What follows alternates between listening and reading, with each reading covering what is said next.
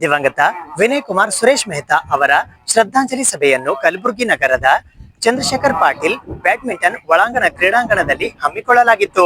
ಶ್ರೀ ವಿನಯ್ ಕುಮಾರ್ ಮೆಹ್ತಾ ಅವರ ಶ್ರದ್ಧಾಂಜಲಿ ಸಭೆಯು ದಿನಾಂಕ 24 ಮೇ 2026ರಂದು ಚಂದ್ರಶೇಖರ್ ಪಾಟೀಲ್ ಬ್ಯಾಡ್ಮಿಂಟನ್ ಒಳ ಕ್ರೀಡಾಂಗಣದಲ್ಲಿ ಜರುಗಿತು.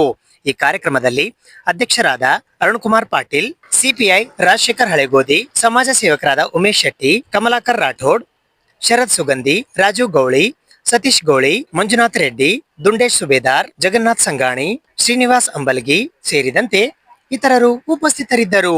ಅಲ್ಲದೆ ಅವರ ಗೆಳೆಯರ ಬಳಗದವರು ಕೂಡ ಉಪಸ್ಥಿತರಿದ್ದರು.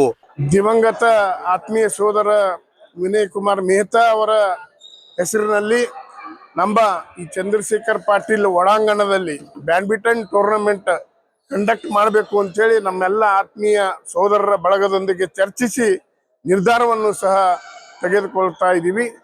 ಅದಕ್ಕೆ ಎಲ್ಲ ಸೋದರರ ಒಂದು ಸಹಕಾರ ಮತ್ತು ಪ್ರತಿ ವರ್ಷಕ್ಕೆ ಒಂದು ಟೂರ್ನಮೆಂಟ್ ಮಾಡಬೇಕು ಅಂತ ಹೇಳಿ ನಾವೆಲ್ಲ ಆತ್ಮೀಯ ಸೋದರರು ಚರ್ಚೆ ಮಾಡಿ ನಿರ್ಧಾರ ತೆಗೆದುಕೊಳ್ತೀವಿ. ವಿನಯ್ ಮೆಹ್ತಾ ಅವರು ನಮ್ಮ ಸ್ಟೇಡಿಯಂಗೆ ಬಹಳಷ್ಟು ಸಮೀಪವಾಗಿರ್ತಕ್ಕಂಥ ವ್ಯಕ್ತಿ. ಈ ಸ್ಟೇಡಿಯಂ ಈಗ ಕನ್ಸ್ಟ್ರಕ್ಷನ್ ಆಗುವ ಸಂದರ್ಭದಿಂದ ಹಿಡಿದು ಈ ಏನು ಬೆಳವಣಿಗೆಗಳಾಗಿದ್ದಾವೆ, ಈ ಅಭಿವೃದ್ಧಿಗಳಾಗಿದ್ದಾವೆ, ಇಲ್ಲಿವರೆಗೂ ಕೂಡ ಅವರ ಒಂದು ಕೊಡುಗೆ ಇತ್ತು ಅಂತೇಳಿ ನಾನು ಹೇಳಲಿಕ್ಕೆ ಬಯಸ್ತಾ ಇದ್ದೀನಿ. ವಿನಯ್ ಮೆಹ್ತಾ ಅವರು ಈಗ ತಾನೇ ಹೇಳಿದ್ರು, ನಮ್ಮ ಉಮೇಶ್ ಪಾರ್ವತಿ ಅವರು ಸಾಕಷ್ಟು ಸಹಾಯ ಹಸ್ತ ಮಾಡ್ತಾ ಇದ್ರು. ಅಂದ್ರೆ ಅವರು ಹೆಂಗಿದ್ರು ಅಂತಂದ್ರೆ ಈ ಕೈಲೇ ಕೊಟ್ಟಿದ್ದು ಈ ಕೈಗೆ ಗೊತ್ತಾಗ್ತಿರ್ಲಿಲ್ಲ, ಅಂತ ವ್ಯಕ್ತಿತ್ವ ಅವರು ಹೊಂದಿದ್ರು. ಮನುಷ್ಯ ಹಣದಿಂದ ಇವತ್ತು ಇದರಿಂದ ತೋಳ್ಬಲದಿಂದ ಬೆಳೆಯೋದು ಮುಖ್ಯ ಅಲ್ಲ, ಮಾನವೀಯತೆಯಿಂದ ಬದುಕದಂತ ವ್ಯಕ್ತಿಯಾಗಿದ್ರು ವಿನಯ್ ಮೆಹ್ತಾ ಅವರು. ಅನೇಕ ಜನರಿಗೆ ನಾವು ಹೇಳ್ತಾ ಇದ್ದೀವಿ, ಗರೀಬ್ರಿದ್ದಾರೆ, ಏನಾದ್ರು ಸಹಾಯ ಮಾಡಿ ಅಂದಾಕ್ಷಣ ಏನಿದೆ ಕಳಿಸಿ ನನ್ನ ಹತ್ರ ಅಂತೇಳಿ ಬಹಳಷ್ಟು ಜನರಿಗೆ ತಾಳಿಗಳು ಮಾಡಿಕೊಟ್ಟಿದ್ದಾರೆ, ಮದುವೆಗೆ ಸಹಕಾರ ಮಾಡಿದ್ದಾರೆ. ನಿಜ ಹೇಳ್ಬೇಕು ಅಂತಂದ್ರೆ ಬಹಳ ದುಃಖಕರವಾಗಿರ್ತಕ್ಕಂಥ ವಿಚಾರ.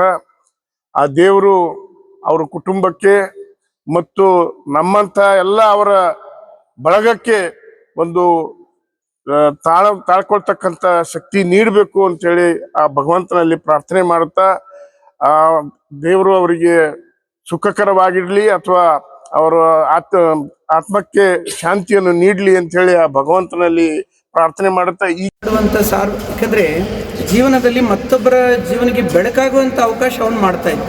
ಯಾಕಂದ್ರೆ ದೀಪ ಹಚ್ಚಬೇಕು ಬೆಳಕಂತಲ್ಲ, ಅವರ ಕಷ್ಟದಲ್ಲಿ ಏನು ನಾವು ಬದುಕೊಡ್ತೀವಿ ಅದೇ ಬೆಳಕಾದ ಜೀವನ. ಸೊ ಅಂಥ ಒಬ್ಬ ವಿನಯ್ ಮೆಹ್ತಾ ಇವತ್ತು ನಮ್ಮನ್ನು ಅಗಲಿದ್ದರೂ ಕೂಡ, ಅವನು ಭೌತಿಕವಾಗಿ ಇಲ್ಲದೇ ಇದ್ದರೂ ಕೂಡ ಅನೇಕ ರೋಗಿಗಳಲ್ಲಿ ಆ ಬೆಳಕನ್ನು ಕೊಟ್ಟಿರುವಂಥ ಪುಣ್ಯಾತ್ಮ ಇವತ್ತು ಅವ್ರ ಜೀವನದಲ್ಲಿ ಅಜರಾಮರಾಗಿ ಉಳಿದಿದ್ದಾನೆ. ಸೊ ಅಂಥ ಒಂದು ಅವರ ಐಡಿಯಾಲಜಿ, ಅವರ ಬದುಕಿನ ಮಾರ್ಗದರ್ಶನ ನಾವೆಲ್ಲರೂ ಅಳವಡಿಸಿಕೊಂಡು ಮುಂದೆ ಹೋದಾಗ ಮಾತ್ರ ವಿನಯ ನಮ್ಮ ಜೊತೆ ಸದಾ ಅಜರಾಮರಾಗಿ ಉಳಿತಾನೆ ಅಂತ ಹೇಳುತ್ತಾ, ಈ ಒಂದು ಅವಕಾಶ ಕೊಟ್ಟಿರುವಂಥ ಎಲ್ಲ ಮಹನೀಯರಿಗೆ ನಾನು ಅವನ ಬಹಳ ಒಡನಾಟಿಯಾಗಿರೋ ಪ್ರಯುಕ್ತ ಅನೇಕ ಉದಾಹರಣೆಗಳಿದ್ದು, ಆದರೆ ಒಂದು ನೇರವಾದ ಒಂದು ಬೆಳಗುವ ಜ್ಯೋತಿ ಉದಾಹರಣೆ ಹೇಳ್ತಾ ಇದ್ದೀನಿ. ಯಾಕಂತಂದರೆ ಒಂದು ಕಡೆ ರವೀಂದ್ರನಾಥ್ ಟ್ಯಾಗೋರ್ ಹೇಳ್ತಾ ಇರ್ತಾರೆ, ಸೂರ್ಯ ಒಂದು ದಿವಸ ನಾನು ಒಂದು ಸ್ಟ್ರೈಕ್ ಮಾಡಪ್ಪ ಅಂತ ಹೇಳಿರ್ತಾನೆ. ಸೂರ್ಯ ಒಂದು ಸ್ಟ್ರೈಕ್ ಮಾಡಿದ್ರೆ ನಾವೆಲ್ಲರೂ ಕತ್ತಲಲ್ಲಿ ಸಾಯ್ತೀವಿ. ಸೂರ್ಯ ಸ್ಟ್ರೈಕ್ ಮಾಡಬೇಕಾದ್ರೆ ಆ ಜಾಗ ತೊಗೋಬೇಕಲ್ಲ, ಕಲ್ಲಿಗೆ ತೊಗೋತಾರೆ, ನೀರಿಗೆ ತೊಗೋತಾರೆ, ಯಾರೂ ಬರಲ್ಲ ಅಂತಾರೆ. ಅವಾಗ ಎರಡು ಸಣ್ಣ ಹಣತೆಗಳು ಬಂದುಬಿಡ್ತಾವೆ. ಬಂದುಬಿಟ್ಟು ನೋಡಪ್ಪ ನಾನು ಸಿಂಧು ಆಗೋದಿಲ್ಲ, ಬಟ್ ನಾವು ಬಿಂದು ಆಗಿ ಬೆಳಗ್ಬೋದು ಅಂತ ಇರ್ತಾರೆ ಅವ್ರು. ಯಾಕೆ ಪಣತಿ ಬೆಳಕು ಎಷ್ಟಿರ್ತದೆ ಅಷ್ಟೇ ಇರ್ತದೆ. ಹಾಗೆ ವಿನಯ ನಾನು ಸೂರ್ಯನ ಹತ್ರ ಬೆಳಗದೆ ಅದ್ರ ಅಡ್ಡಿಲ್ಲ, ಆದರೆ ಯಾರು ಸಾರ್ವಜನಿಕರಿಗೆ ನೊಂದು ಬಳಲ್ತಿರ್ತಾರ ಆ ಒಂದು ದೀಪದ ಬೆಳಕಾಗಿ ಅವನು ಇವತ್ತು ನಮ್ಮನ್ನು ಬಿಟ್ಟು ಹೋಗಿದ್ದಾನೆ. ನಿಜವಾಗ್ಲೂ ಇಂಥ ಒಂದು ನಾವೆಲ್ಲರೂ ದೀಪ ಬೆಳಗುವಂಥ ಅವಕಾಶಕ್ಕಾಗಿ ನಾವು ಬೆಳಗಬೇಕಂತ ಪ್ರಾರ್ಥನೆ ಮಾಡುತ್ತಾ, ಮತ್ತೊಮ್ಮೆ ವಿನಯ್ ಮೆಹ್ತಾ ಅವರ ಕುಟುಂಬದವರಾಗಲಿ ಅವರ ಆತ್ಮಕ್ಕೆ ನಿಮ್ಮೆಲ್ಲರ ವತಿಯಿಂದ ತುಂಬರದ ಒಂದು ಶಾಂತಿ ಸಿಗಲಿ ಅಂತ ಪ್ರಾರ್ಥನೆ.